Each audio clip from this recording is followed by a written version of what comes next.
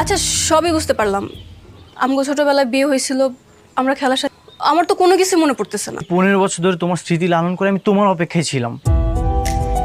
তাইলে এতদিন পরে কেন আসলেন? আসলে তো অনেক আগে আসতে পারতেন।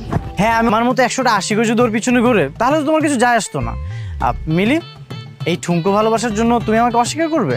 ঠুনকো ভালোবাসা? একটা বিবাহিত মেয়ের বিয়ে হবে হবে না?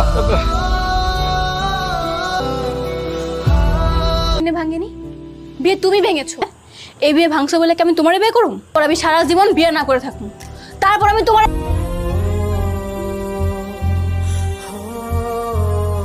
নারাজি হয় তাহলে তুমি আমি তোমাদের বিয়ে দিয়ে দেবো।